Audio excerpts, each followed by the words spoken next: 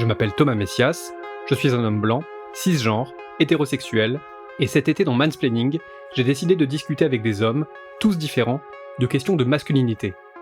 Dans ces épisodes hors série, je leur propose de me raconter comment ils se sont construits avec les représentations de la virilité, s'ils ont réussi à s'en éloigner, et si oui, grâce à quoi. L'idée, c'est d'apporter quelques éléments de réponse à cette très grande question. Qu'est-ce que ça veut dire, être un homme, en 2023 ? Je suis Sikou Niakate, je suis un homme noir, cisgenre hétérosexuel, nord-parisien, de quartier populaire. Je suis auteur et réalisateur et j'ai 32 ans. Alors du coup, je voudrais qu'on reprenne aux origines de Sikou Niakate. J'aimerais qu'on parle de ton enfance et de ton éducation. Quel type d'éducation t'as reçu ? Alors l'éducation qui a été la mienne, elle s'est plutôt faite au fond au quartier, vu que je sortais très souvent. J'étais plus souvent à l'extérieur que chez moi. Et c'est une éducation qui est propre à la survie. Et la survie dans les espaces que j'ai côtoyés, c'est ne surtout pas montrer de fébrilité, de potentielle vulnérabilité au fond de ce qui était estampillé comme étant des faiblesses. Et c'était juste être une forme de masque absolument rigide. Et évidemment, ce masque-là, plus jeune, en tout cas, il se déployait par exercer parfois un peu de violence. Un peu de violence pour confirmer le masque ou pour se défendre. Donc j'ai grandi dans un espace, le quartier, qui m'a poussé très tôt à ne surtout pas dealer avec mes émotions, quoi. C'était quel quartier ? C'est un quartier dans le 19e, c'est en gros Lomière, Rue Petit, Ourcq, c'était les trois quartiers sont ensemble. Et c'est précisément ce quartier-là, mais dans les années 90 et 2000, c'est-à-dire avant la gentrification, etc. Enfin moi, quand je suis arrivé à Rue Petit, il y avait des squats, concrètement, avant la rénovation. Et il y avait des squats, il y avait énormément de jeunes dont je faisais partie, avec une permissivité assez dingue, quoi. On faisait beaucoup de foot, beaucoup de sport, on était vraiment en meute, et très tôt. Et est-ce que vous étiez que des garçons ou quelle était la place des filles là-dedans ? Ah, que des garçons. Évidemment, il y avait des filles, mais c'était nos sœurs, nos cousines, elles étaient là dans le décor, mais on les fréquentait pas. On les fréquentait absolument pas. Donc oui, que des garçons dans un contexte de masculinité déjà bien ancré, très tôt, très jeune. Et évidemment, une masculinité propre au quartier. C'est-à-dire que, avec la distance et le recul, je me rends compte que la masculinité qu'on a construite dans les quartiers passe énormément par le corps. Parce qu'en fait, dans cette dépossession, dans cette pauvreté, c'est à peu près tout ce qu'on a. Et donc, c'était vachement par le fait d'être performant physiquement. Que ce soit sportivement, que ce soit en sachant se battre, mais ça passait par là, quoi. Et uniquement par là. Et à la maison, c'était quoi les valeurs qui t'étaient inculquées ? À la maison, nous, on fait partie de cette génération qui avons développé une double personnalité. C'est-à-dire qu'à la maison, les parents ne savent absolument pas ce qu'on incarne à l'extérieur. Quand j'entends ce que j'entends en ce moment sur les parents doivent mieux éduquer leurs enfants parce qu'ils font des... Mais c'est vraiment un manque intellectuel incroyable. C'est un manque sociologique fou. Nous, à la maison, on était exemplaires. À la maison, on était exemplaires. Pour les religions, on faisait nos saintes prières. On était très dociles. C'est qu'à l'extérieur, et à l'extérieur, c'était pas parce que finalement on était mal éduqués par nos parents. C'est à l'extérieur, on savait déjà, même si on pouvait pas le formuler de cette manière, on savait déjà ce qu'on valait aux yeux de la société. On savait déjà qu'on était parqués, on savait déjà que notre destin social était un peu écrit, on savait déjà que la seule manière de s'en extirper, c'était d'avoir une trajectoire exceptionnelle, d'être footballeur ou d'être rappeur, mais on savait déjà qu'on était un peu relégués, quoi. Et ça, on le sait très tôt. Très tôt. Donc, à l'extérieur, ce qui se joue, c'est une espèce de révolte qui ne dit pas son nom contre la situation qui est la nôtre au regard de l'État. Et c'est pas du tout en lien avec des parents qui nous éduqueraient mal. Enfin, pas du tout, quoi. C'est marrant parce que ce double visage, moi qui suis prof en lycée, notamment j'ai exercé 9 ans à Roubaix et pendant des années, je comprenais pas pourquoi mes élèves qui parfois étaient très turbulents étaient apparemment, selon leurs parents, des petits anges à la maison. Et vraiment, je pensais que les parents mentaient.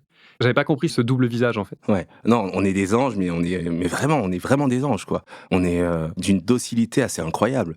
Et en plus de ça, nos parents, peut-être aussi par le prisme de leur culture, sont peut-être plus durs encore que d'autres parents. C'est là l'angle mort de cette espèce d'analyse ou de non-analyse qu'on entrevoit en ce moment. C'est que nos parents sont extrêmement durs avec nous, ce qui fait qu'on est extrêmement docile à la maison, qu'ils ne peuvent pas soupçonner le moins du monde ce qu'on est à l'extérieur. Et ce qu'on est à l'extérieur, c'est vis-à-vis de l'État. C'est pas vis-à-vis du fait qu'on a mal été éduqué par nos parents.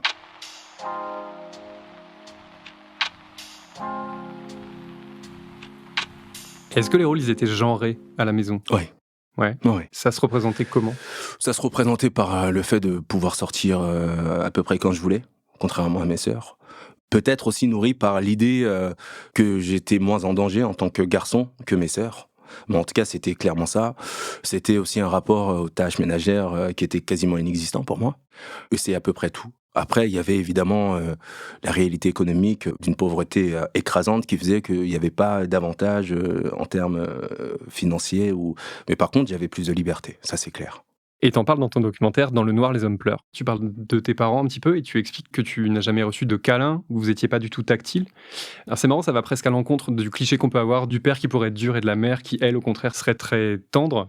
Donc toi, c'est quelque chose, t'as grandi dans une enfance où t'étais un corps, mais un corps isolé, même vis-à-vis de tes parents, en fait. Ouais, et je me rends compte qu'on a tous été comme ça, toute ma bande de potes.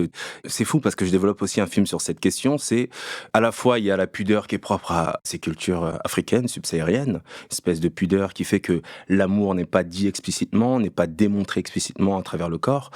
Et moi, en tout cas, c'est avec le recul, je me rends compte de ça. Je pense que la langue maternelle, c'est la langue de l'amour par excellence.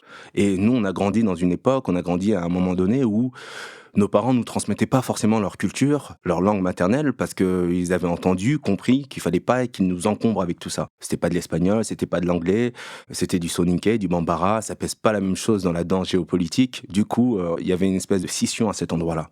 Et donc, nous, on a grandi avec le français, qu'ils ne maîtrisaient pas totalement. Nous, on maîtrisait pas du tout, évidemment, leur langue, qu'on appelle dialecte, mais leur langue. Et du coup, je pense qu'il y avait aussi un manque objectif à cet endroit-là, qui était que la langue de l'amour, quand même, c'est la langue instinctive, c'est la langue maternelle, et on n'avait pas la même, en fait. En plus de la pudeur inhérente à ces cultures, il y avait une espèce de double couche qui nous empêchait, en fait, d'être dans cette dimension tactile, etc. Mais qui, au fond, rétrospectivement, je me rends compte, a sans doute été désiré par ma mère. Mais avec le mutisme qui était le sien et l'impossibilité de le formuler. Et du coup, quelles ont été les conséquences de ça sur toi en tant qu'homme ? En tant qu'homme, la confirmation de ce que j'avais déjà appris au quartier, qui était que je devais être assez dur et que la tendresse, la sensibilité n'était pas fait pour moi. Donc t'es un homme, t'es noir, on a parlé un tout petit peu des rôles genrés, de la place des femmes, ou du fait qu'elles étaient en périphérie, notamment pour les filles de ton âge. Est-ce que tu te rappelles du premier moment où tu t'es rendu compte que tous les individus n'étaient pas traités de la même façon ? Très tôt, vraiment très tôt, c'était avant que je déménage, je sais pas, c'était à 5 ans. Après, moi, j'ai grandi dans un contexte un peu particulier qui est que on était une famille très nombreuse et on squattait illégalement un immeuble. Donc concrètement, on était dans un immeuble avec des rats, des souris, de l'amiante, des groupes qui essayaient de nous sortir de là. J'ai grandi, moi, les 6 premières années de ma vie comme ça. Donc très vite, je savais très bien qu'on était un peu dans la merde. Et que d'autres personnes que je pouvais croiser, même à la maternelle, ne vivaient absolument pas ça. Sans pouvoir le formuler. Parce que j'avais pas, évidemment, les mots. Mais très vite, je sentais qu'on n'était pas du tout au même point. Ouais, c'était juste, il n'y avait pas besoin de le formuler, en fait. C'était ça. évident. C'était la situation en elle-même. C'était inscrit dans ma chair, en plus. Plus que dans les mots.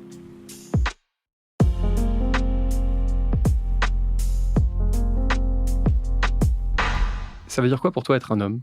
Ça dépend. Est-ce que ça veut dire quoi d'être un homme au regard de ma construction ou être un homme aujourd'hui ? Les deux m'intéressent. Et en quoi c'est différent ? Au regard de ma construction, je dirais qu'être un homme, c'était se départir et s'éloigner de tout ce qui était estampillé comme étant féminin. Et ça passait par incarner presque l'opposé. Et c'était cette espèce de dureté, cette espèce de passivité. C'était devoir performer à tous les niveaux. À tous les niveaux. Que ce soit physiquement, mais que ce soit aussi professionnellement, que ce soit financièrement, que ce soit aussi émotionnellement. Dans la rétention des émotions, c'est une performance. C'était devoir performer et devoir porter davantage de responsabilités que les femmes. Ça, c'est être un homme au regard de ma construction. Aujourd'hui, je ne saurais plus vraiment le définir. Et je crois que c'est bon signe. Je suis d'accord. En fait, à partir du moment où on appose des caractéristiques et des étiquettes à un genre, c'est que déjà on l'enferme et qu'on empêche les gens d'être qui ils veulent être vraiment. Ouais. Et à quel moment est arrivée l'étincelle où tu t'es dit, il faudrait peut-être que j'arrête de performer, justement ? Vraiment, il y a quelques années. En sortie d'une relation qui s'est arrêtée parce que j'ai subi une rupture, je me suis rendu compte que j'avais pas vraiment rencontré cette personne, et vice-versa, que j'avais pas vraiment été moi-même. Et le temps passant, je me rendais compte que c'était juste parce que j'étais bloqué dans la performance que je devais incarner, et j'étais absolument, absolument certain qu'elle attendait ça de moi aussi, au point de pas vivre d'intimité concrètement avec elle. Et à ce moment-là, je me suis dit, ou bien ça continue toute ma vie, et dans tous les cas, pourquoi pas ? Et ça allait dans le sens de ce que je m'étais dit avant de rencontrer cette femme, qui était, par performance, j'accepte de ne jamais dealer avec une intimité et une sexualité partagée avec une femme, parce que j'ai peur, dans cet endroit d'intimité, de décevoir. Vraiment, je m'étais donné cette trajectoire de vie de manière presque explicite. Et à ce moment-là, je me suis dit qu'au fond, ça me convenait pas. parce que j'avais, je pense, goûté au nectar de l'amour et je ne pouvais plus y renoncer. Et je me suis dit, bon, qu'est-ce que je fais maintenant pour pouvoir en vivre d'autres? Et à ce moment-là, je me suis dit, ok, il faut que je baisse ces armes-là. Ça s'est traduit comment? Ça s'est traduit par le fait de m'intéresser à la masculinité, mais pas en lisant ou pas, non, par m'intéresser, en me questionnant moi-même. J'avais déjà un peu cette appétence par le fait d'être auteur, réalisateur, même si à l'époque c'était que de petits courts-métrages, mais c'était quelque chose que j'avais l'habitude de faire. Et j'ai commencé à écrire, parce qu'en fait, ça c'est comme ça que je fonctionne. J'ai besoin de passer par un prisme artistique pour mieux comprendre une situation, un thème, même s'il est intime. Et donc j'écrivais un long métrage qui était l'histoire d'un homme noir qui vit dans un quartier, qui est dans l'incarnation d'une masculinité très exacerbée et qui au fond vit une intimité un peu particulière, un peu compliquée, qui à un moment donné de sa vie rencontre une femme qui vient chambouler toutes ses pensées, à peu près ma vie quoi. Et simplement quand j'essayais justement d'en parler avec des potes, je voyais que c'était un sujet un peu tabou. Et à ce moment-là, je me suis dit waouh, ok, parce que avant ça, je savais que c'était un sujet tabou et je pense que j'avais le fantasme de me dire, dès lors que l'un des mecs pose ce thème et ce sujet sur la table, on en parlerait. Ce serait une autorisation suffisamment alléchante. Et en fait, non. En fait, non, il y avait toujours cette rigidité qui se poursuivait parce qu'on touchait là à quelque chose de fragile qu'on ne contrôlait pas assez, quoi. Et à ce moment-là, je me suis dit, OK, il faut vraiment que j'en parle avec mes potes. Et j'ai organisé le tournage du documentaire Dans le noir, les hommes pleurent, qui à ce moment-là n'était pas du tout un documentaire. À ce moment-là, c'était un subterfuge. Je savais qu'ils savaient que j'étais réalisateur et je savais que pour me soutenir, pour me donner de la force, ils accepteraient de participer à un documentaire si je leur présentais de la sorte. Donc j'ai écrit un questionnaire sur toutes les questions que je me posais et je les ai invités chacun à venir chez moi et à répondre à ces questions-là. Parce qu'en fait, dans la vie, j'arrivais pas à leur extirper quelques réponses. Et donc ils ont tous joué le jeu. Moi, je m'attendais juste à un retour sans forcément une nudité incroyable. Ils se sont mis à poil, concrètement. Et je m'y attendais pas. Et j'étais un peu dépassé parce qu'en fait, de mon côté, c'était tellement un subterfuge que j'ai filmé avec une vieille caméra et que j'ai enregistré avec un vieux micro. C'était juste du décor et j'aurais limite pu ne pas appuyer sur REC. C'était vraiment un subterfuge. Bon, j'ai appuyé sur REC, mais je me suis retrouvé avec des images et un son de mauvaise qualité et des propos incroyables. Et donc à ce moment-là, je me suis dit, bon, je mets de côté le film que j'étais en train d'écrire, je vais essayer de faire un film à partir de ça, et je me suis débrouillé tant bien que mal pour essayer de faire un film qui soit pas dégueulasse visuellement, parce que c'est important pour moi. Alors, il l'est pas du tout, je précise pour les gens, et d'ailleurs, je les invite à... Il est disponible gratuitement sur YouTube notamment, ouais. Et donc à se faire une idée. Merci. Mais à ce moment-là, je me suis dit, bon, il faut vraiment que je fasse ça, et j'ai interviewé 13 gars en tout. Ce qui est sûr, c'est que j'avais prévu d'interviewer 30 gars. Simplement, au bout de la 10e, je me suis dit stop, parce que j'avais beaucoup trop de propos. Et dans les premiers montages que j'ai pu faire, il y avait d'abord 8 personnes, ensuite 6 personnes, ensuite 4 personnes. Je me suis dit, il faut que je fasse un film de moins d'1 heure, qui soit plutôt digeste. Et au dernier moment, j'ai décidé d'apparaître dans ce film. C'était pas du tout prévu. Et ce qui est fou, c'est que à chaque étape de montage, je balançais ces espèces de pré-montage aux personnes participantes pour leur demander si elles étaient OK, etc. À chaque fois, il y avait une forme de validation de fait.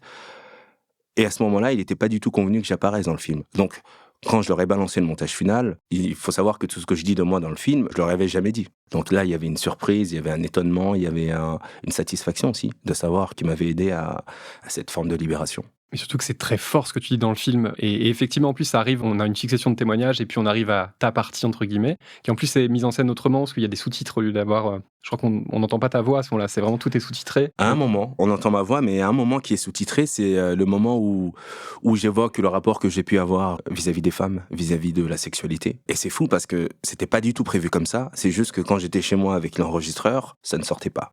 Ça ne sortait pas et j'avais envie de le transmettre quand même à travers ce film. Du coup, je me suis dit que j'allais le transmettre silencieusement vu que la voix n'était pas possible à ce moment-là, quoi. Mais c'est très beau en termes de mise en scène, mais il y a aussi, on sent en fait qu'il y a une pudeur derrière aussi, c'est que tu te confies, mais que peut-être il faut passer par d'autres moyens. Ouais. Parce que je peux comprendre qu'à ce moment-là, dire toute cette chose avec ta voix, et puis être une épreuve trop importante, et que du coup, tu as eu envie de passer par d'autres chemins. Mais en plus, ça donne une vraie beauté à ce film à ce moment-là. Merci. Oui, du coup, alors tu interroges tes potes, vous êtes face à face, vous êtes seul à seul. Est-ce que tu crois pas que justement, ça démontre aussi vraiment très bien l'influence du groupe et le fait qu'en fait le problème, l'un des problèmes qui existe et qui perdure, c'est que si les hommes se confient pas, s'ils révèlent pas leurs émotions, c'est parce qu'ils ont trop peur du regard des autres. Moi, j'ai toujours eu l'impression qu'en face à face, on se disait beaucoup plus de choses. C'est certain. C'est certain que le groupe a une influence. En ce qui concerne ces mecs-là, il y a aussi le fait que j'ai tenté d'avoir ces conversations à deux avant le film et que c'était quand même pas possible. Est-ce que si j'avais fait le même doc en créant des groupes, la parole se serait autant libérée? Sans doute pas. Sans doute pas. Sans doute que ça a joué. Et ça a aussi joué Parce que c'était moi, enfin, c'est ce que me disent les gars. Ils me disent, mais jamais j'aurais pu me livrer devant une autre personne comme ça et jamais devant un autre gars du groupe. En fait, c'était toi, il y avait un truc. Bon, ça me rejoint un peu un truc que j'ai entendu un jour. C'est un mec qui m'a dit, ce que tu dis dans le doc est super, c'est puissant. Moi, je partage tout ce que tu dis dans le doc et en même temps, moi, je pourrais jamais le dire. Je pourrais jamais le dire parce que je suis un homme, je fais 1m70, je suis maigre. Si je dis ça, bah, finalement, ça me rend incroyablement fragile. Alors que toi, tu fais 1m95. D'une certaine manière, si tu dis ça, t'as ton corps qui vient quand même incarner une forme de masculinité tout de même, et il y a une forme d'équilibre que moi, je ne peux pas atteindre au regard de mon corps, et du coup, je ne dirai jamais ça. Parce que bien que je sois dans ces réflexions, j'ai toujours l'impression, parce que nos désirs ont été conditionnés, qu'il faut quand même que je sois un peu masculin, un peu viril pour plaire aux femmes. Il y a pas mal d'hommes, en fait, qui pensent ça, et je pense que le fait d'être là face à eux, de leur poser des questions, parfois en me livrant, avec l'incarnation qui est la mienne, a pu servir. Si je me trompe pas, ça date de 2018, ces Ouais. prises de vue. Est-ce que, du coup, sur les 5 ans qui se sont écoulés depuis, tu t'es rendu compte si ça avait changé tes rapports avec tes potes? Est-ce que vous avez des conversations différentes maintenant? Complètement.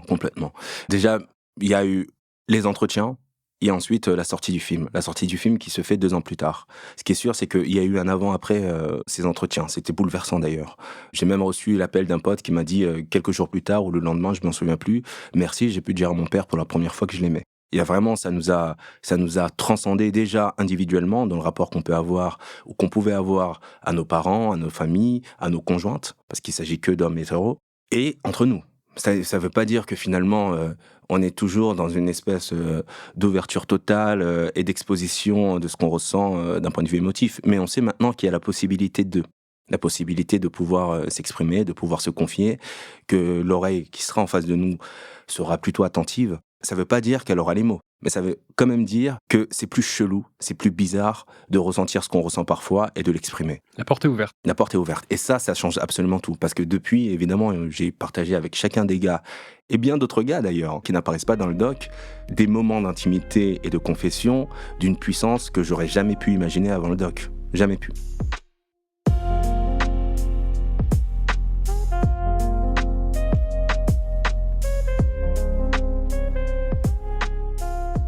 Mais il y a un truc que moi j'ai déjà remarqué aussi à titre personnel, depuis que notamment je fais le podcast, c'est que quand toi tu révèles ta vulnérabilité, quand tu parles de choses personnelles et intimes, quand tu montres que tu veux déconstruire, même si ce mot est maintenant très très galvaudé, ta masculinité et l'homme que tu es, ça attire plein d'hommes qui t'expliquent que eux aussi ils aimeraient bien faire pareil à leur sauce, mais qui savent pas comment s'y prendre, et ça crée plein de conversations. Et tu vois qu'en fait il y a plein d'hommes qui sont tellement bloqués qu'ils ont besoin de, je vais pas dire modèle parce que ça serait se mettre sur un piédestal, mais ils ont quand même besoin d'inspiration et de gens à suivre parce qu'ils savent pas comment s'y prendre, quoi. Bien sûr. Et moi, je pense que utiliser le mot modèle, c'est pas tant un piédestal que ça. C'est vraiment et concrètement une réalité. Vraiment, je pense qu'on a tellement un manque de modèle à cet endroit-là qu'on peut incarner un archétype qui représente un modèle. Alors évidemment, à l'échelle micro, c'est un modèle ou alors une autorisation. De se dire, ok, c'est possible, et en le faisant, le mec n'est pas mal considéré, bien au contraire. Bien au contraire. Et ce qui a été fou aussi pour les hommes hétéros que je connais, et même ceux avec qui j'ai eu pas mal de conversations, c'est de se rendre compte d'une chose. Quand on est un homme hétéro, finalement, j'ai l'impression que pas mal de choses, voire la plupart des choses qu'on peut faire, qu'on peut déployer, c'est pour plaire aux femmes. Y compris parfois quand on incarne cette virilité exacerbée, c'est pour plaire aux femmes. On a la profonde croyance que c'est ce qui plaît. Cette espèce de virilité, avoir du charisme, le mâle alpha, etc. On croit que c'est ce qui plaît. Et ce qui est fou, c'est que se rendre compte qu'être dans une ouverture d'esprit, dans l'expression de ses émotions, y compris les émotions qui ont été si longtemps estampillées comme étant féminines, de manière totalement conne, et que ça pouvait plaire aux femmes, ça a changé énormément de choses dans la manière dont les hommes hétéros que je connais visualisent cette chose-là. C'est-à-dire que avant, il y avait cette idée de... Mais parce que parfois, ils l'ont entendu aussi, hein. C'est ce qui est incroyable. Il y avait cette idée de si tu pleures, t'es fragile, et si t'es fragile, tu n'es pas attractif. Alors qu'aujourd'hui, il y a de plus en plus, en tout cas autour de moi, l'idée de si je pleure, c'est parce que j'assume l'émotion qui me traverse, et d'une certaine manière, en plus de ça, ça peut être un atout de séduction. Et ce changement de paradigme, il est assez dingue. Il se fait petit à petit, mais je le vois de plus en plus. C'est vrai qu'il faut pas que toutes les avancées qu'on essaye de faire à titre personnel soient dirigées par ça, mais en même temps, si ça peut pousser plein d'hommes à se réinventer et à effectivement à assumer de pleurer, assumer leur sensibilité, il faudrait pas s'en priver en fait. Mais c'est ça, mais d'autant plus que tout ce qui est rigide, tout ce qui est concrètement de l'ordre de la croyance, est déjà piloté par l'idée de plaire aux femmes. C'est déjà le cas.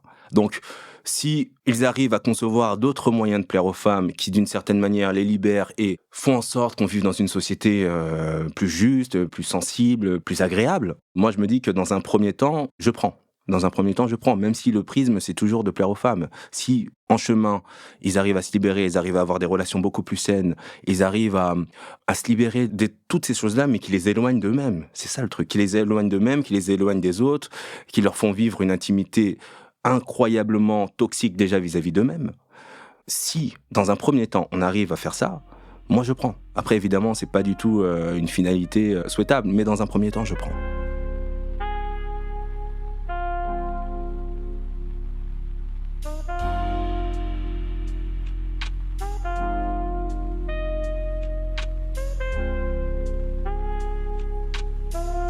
T'avais des idoles quand t'étais ado? Ouais. C'était qui? Michael Kyle de Ma Famille d'abord. Oh, Ouais, lui c'était mon gars. pourquoi c'était ton gars? C'était mon gars parce que je m'étais toujours dit à ce moment-là, si j'ai une famille plus tard, et c'était même pas si, c'est quand j'aurai une famille plus tard, je veux qu'elle soit comme la sienne. Je veux qu'on s'amuse, je veux qu'on se dise les choses, je veux qu'il y ait ce genre de conseils de famille, je m'étais toujours dit ça avec mes yeux d'enfant.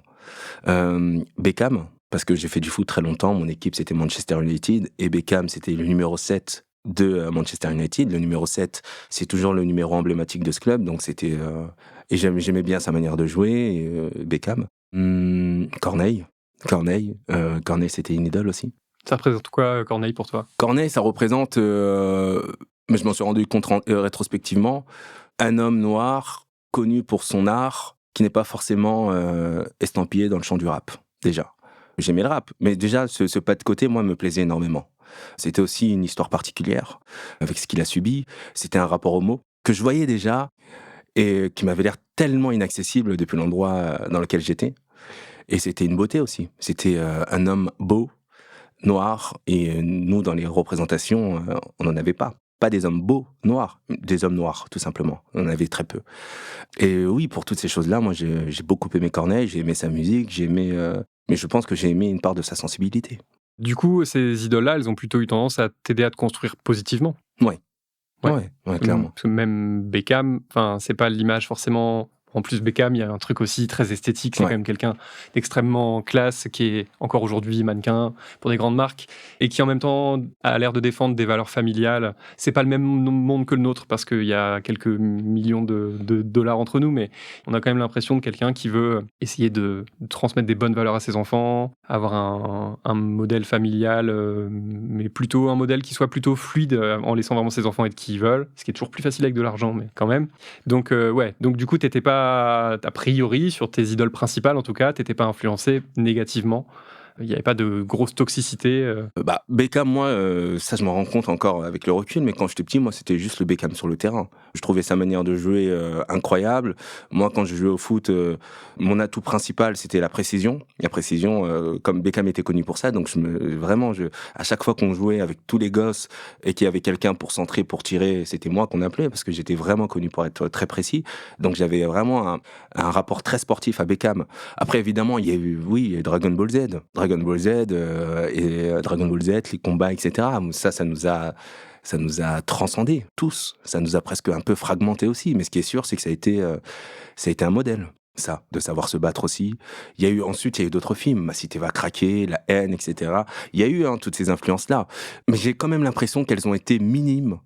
En gros, j'ai l'impression que mon conditionnement masculin a été à 90-95% nourri par la réalité quotidienne du quartier.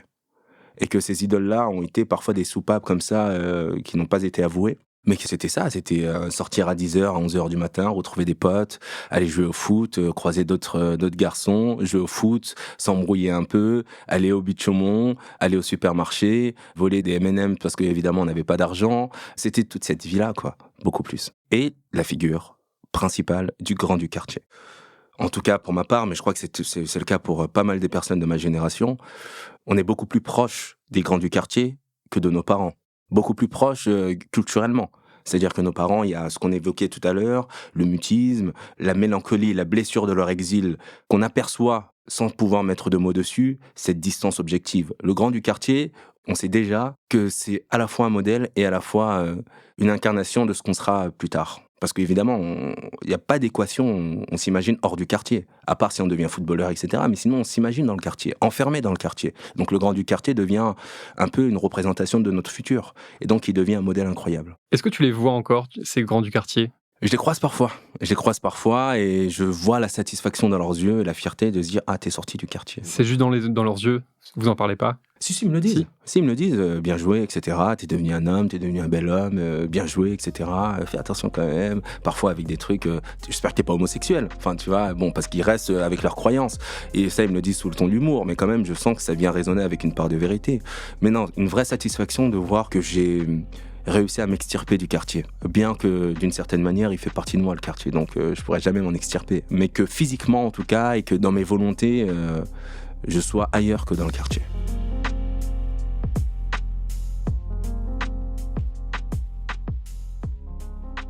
Et en 2023, c'est qui tes idoles ou c'est quoi tes inspirations? C'est qui les gens qui t'inspirent? Je sais pas s'il y en a en 2023. Je sais pas s'il y en a parce que précisément, pour rejoindre ce qu'on disait, je pense qu'il y a un manque de modèles de ce à quoi j'aspire. Donc je sais pas, je pense que, je sais pas, moi, instinctivement, si on me dit c'est qui ton idole, j'irais dire Christiane Taubira, par exemple. C'est pas un homme. Mais c'est très bien, parce que justement, il faut dire aux gens, il faut dire aux hommes, il faut dire aux petits garçons aussi qu'avoir des inspirations féminines et des inspirations non masculines pour faire encore plus large, c'est fondamental en fait. On a tous grandi, les garçons, en ayant des modèles garçons, parce qu'en plus, surtout quand on est un homme blanc, on n'a que des gens qui nous ressemblent, des mecs blancs dans les médias, dans les films, dans les séries, il y en a énormément, donc on n'a qu'à se servir. Et on fait l'erreur du coup de ne pas aller piocher ailleurs. Donc c'est super important de citer des femmes. Ouais. Ouais, et en plus, c'est vraiment parce que c'est le cas, quoi. Mais non, j'ai pas... c'est peut-être aussi propre à l'âge, où grandissant, on en a de moins en moins. Mais je n'en ai pas. Ouais, après, on peut aussi travailler à être son propre modèle et sa propre inspiration. C'est ça. Même si, évidemment, c'est toujours perdu d'avance, vu que tel que je conçois ma trajectoire, je serai toujours en évolution, toujours en apprentissage.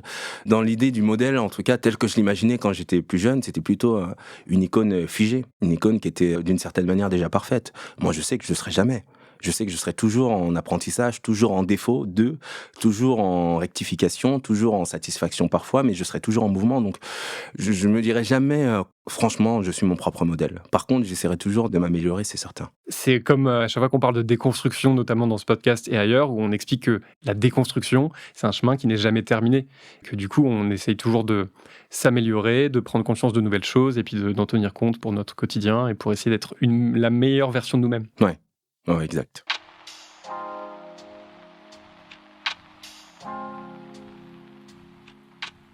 Dans Jour Noir, ton podcast, ça s'ouvre le matin de tes 30 ans. L'une des grandes questions de ce podcast, c'est enfant ou pas enfant? Oui, le point de départ, c'était la trentaine. C'était la trentaine et j'avais évidemment le modèle Michael Kyle, ma famille d'abord. Je savais qu'il était très imprégné en moi, mais pendant très longtemps, d'une certaine manière, j'y avais renoncé parce que justement, je m'étais faite cette promesse à moi-même que je n'aurais jamais de relations sexuelles. Et quand j'ai commencé à avoir des relations sexuelles à partir de mes 27 ans à peu près, là évidemment, j'ai eu des intimités partagées, mais qui n'ont pas duré très longtemps, etc. Bon, du coup, j'avais jamais été en couple à ce moment-là. Et à 30 ans, quand je passe du 2 au 3, je me rends compte que la question se pose d'autant plus que de plus en plus de potes autour de moi sont pères. La dernière fois, on était en soirée et je disais sous le ton d'humour à un pote, c'est fou, on est minoritaire. On est minoritaire dans ma bande de potes. Il y a des mariages, il y a des enfants, etc. Et je pense qu'il y a eu, il y a eu la coalition entre à la fois cet âge-là et à la fois la réalité de mes amis qui m'ont amené à me poser la question. Et je me suis dit, mais c'est fou parce que j'en tremble à l'idée d'être père. Je pourrais en trembler au regard de ma trajectoire pour pas mal de raisons. Je pourrais en trembler parce que je me dis déjà socialement, je ne veux tellement pas reproduire la dépossession que j'ai connue plus jeune que je veux d'abord économiquement être stable. J'admets ne pas m'être posé la question à cet endroit-là de l'écologie. Je sais que certains le font. Moi, à cet endroit-là, je me la suis pas posée. Je me suis posé la question, évidemment, du monde moderne, du monde numérique, de comment est-ce que ça vient impacter une parentalité. Qu'est-ce qu'on transmet pas, comment est-ce qu'on cadre ce rapport au numérique, etc. Je me suis évidemment posé la question du genre. Si c'est une petite fille, à quoi est-ce qu'elle est exposée? Si c'est un garçon, à quoi est-ce qu'il est exposé? Et comment est-ce que je dois aussi l'amener à avoir conscience du fait qu'il peut lui-même incarner une dangerosité? Bon, mais elles étaient minoritaires, toutes ces questions. La question principale, c'était, mais attends, mais si je fais un gosse, il sera noir. métis si ma conjointe n'est pas noire, mais il sera noir. Et qu'est-ce que je fais avec ce gosse-là? Parce que s'il est noir, évidemment qu'il vivra dans cette société et subira d'une certaine manière un racisme, explicite ou non, il sera confronté à ça. Déjà, quelle est ma position vis-à-vis de ça? Pour moi, c'était une position impossible d'accepter ça et de devoir me dire qu'un jour, je vais devoir avoir une conversation avec lui sur le fait qu'il est noir dans une société telle que la France et qu'il subira des choses, qu'il devra s'y adapter, Et je me disais, mais c'est fou, il est même pas encore né, ce gosse. Il est même pas encore né que je dois déjà penser à le préparer à des choses qu'il subira, de par quelque chose qu'il n'a pas choisi, qui est la couleur de sa peau. Et cette équation-là, pour moi, elle était indigeste. J'y arrivais pas. Et je me suis dit, mais attends, mais il faut que je trouve une solution, quoi. Je peux pas être dans une telle impréparation, et si ça devenait demain, quoi. Donc, j'ai commencé à m'intéresser à cette question-là et à écrire. Mais l'écriture est vraiment arrivée en fin de processus. C'est-à-dire que, honnêtement, au début, j'avais un peu honte de ressentir ça. Donc, j'ai cherché toutes les autres possibilités. C'est pour ça que j'ai évoqué le rapport social, le rapport numérique. J'ai cherché tout ce qui pouvait me bloquer dans cette envie. Et en fait, je voyais bien que c'était des prétextes, que le vrai sujet, c'était ça. C'était être noir aujourd'hui en France. Et je me disais, mais oh putain, j'ai tellement honte de ressentir ça. Et j'ai commencé à écrire ça tapis dans l'ombre.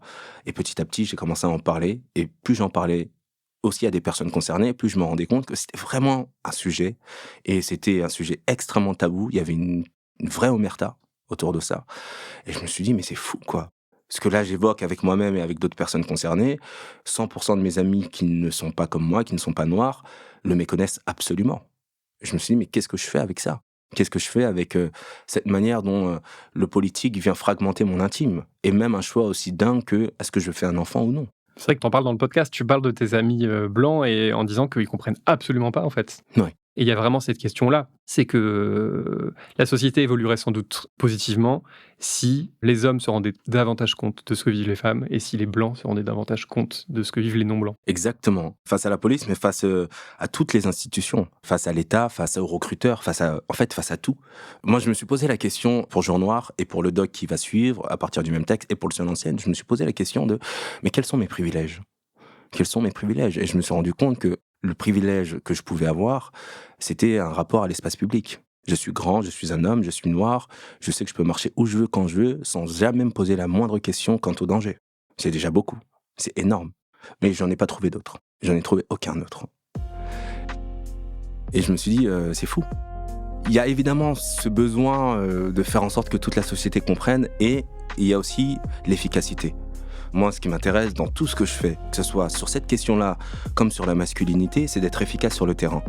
J'ai pas juste envie de produire des choses qui intéressent les gens qui sont déjà concernés, qui sont déjà dans cette réflexion et être dans une espèce de microcosme où on se satisfait d'être déconstruit entre guillemets, même si c'est jamais le cas, et d'être d'accord sur...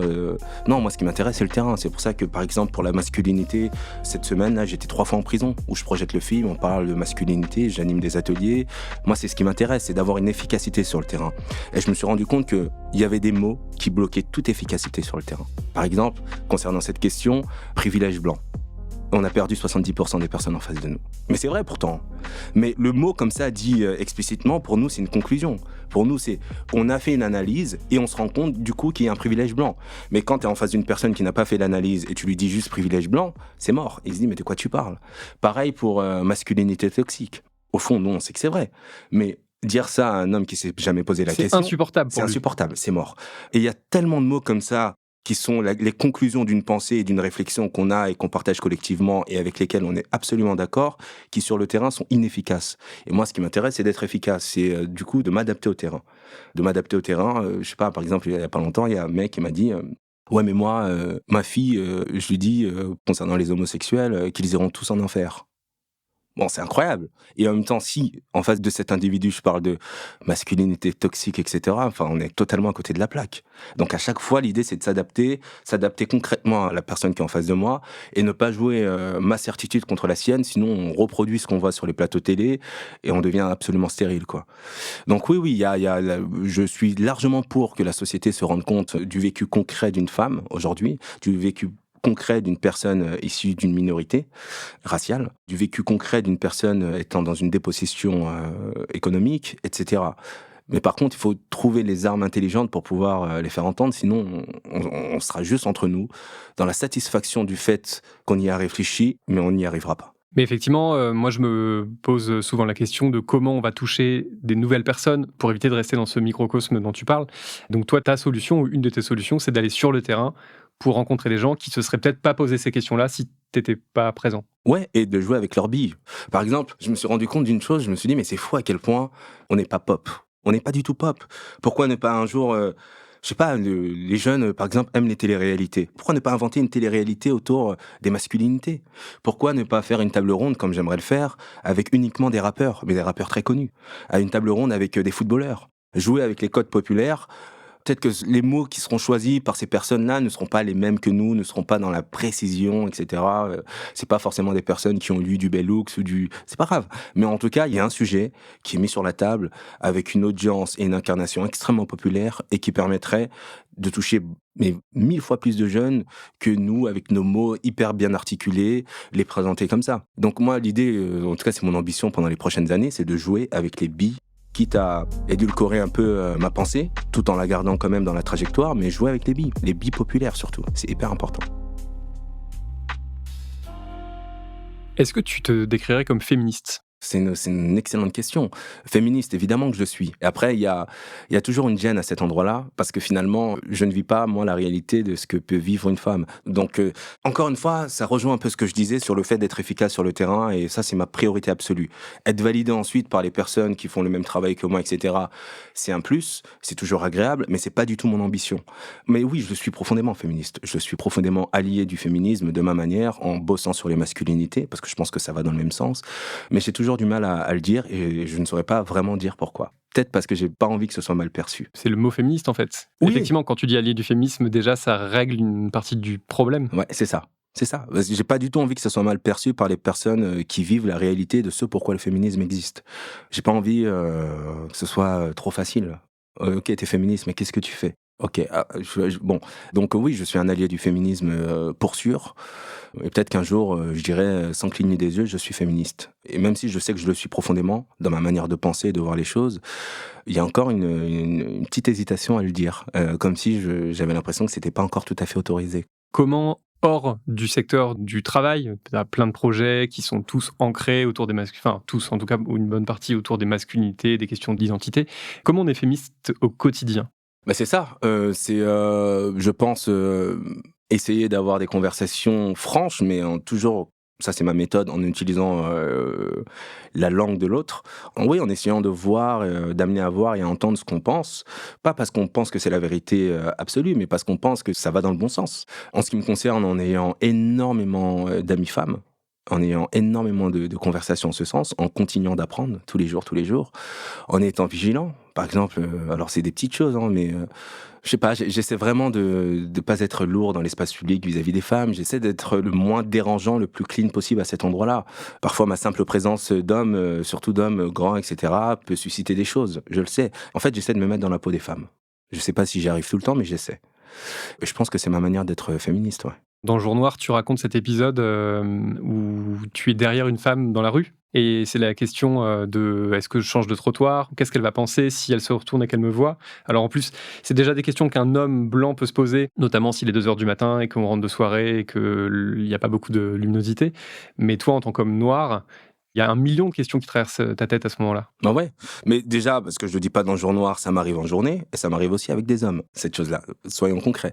À la fois, dans le jour noir, c'est à un moment donné, c'est un pétage de plomb. C'est je m'adapte, et je fais ça pendant toute ma vie, au bout d'un moment, j'en ai marre, parce que, et ça rejoint une conversation que j'ai pu avoir un jour de manière très franche avec une amie qui m'a dit, mais moi, il est évident que quand je rentre chez moi, quand il y a un mec qui me suit, franchement, je me retourne et j'ai peur. Mais franchement, si je suis honnête avec toi, quand je me retourne et que je vois que c'est un arabe ou un noir, j'ai encore un peu plus peur. Et c'est débile, parce que peut-être que ce serait le premier à venir me défendre si on m'agressait. Mais voilà, c'est les stéréotypes, on a été nourris par ça. Oui, au bout d'un moment, il y a cette espèce d'intersection entre, évidemment, le fait que je sois un homme et le fait que je sois noir, et des peurs que je peux percevoir parfois qui penchent plutôt du côté de ma couleur de peau que de mon sexe et de mon genre. Et au bout d'un moment, ça devient un peu insupportable. Un peu insupportable, d'autant plus quand on sait profondément soi-même qu'on n'est pas ça, qu'on n'est pas la peur qu'on nous plaque là en pleine gueule. On n'est pas ce mec agressif, ce mec qui... On n'est pas ça. On est juste là. On est sur notre téléphone en train de répondre à un message sur WhatsApp. On est en train d'écouter un podcast. On est tout à fait autre chose, quoi. Simplement, à ce moment-là, on est juste réduit à quelqu'un de dangereux. Ça fait mal. Ça fait très mal.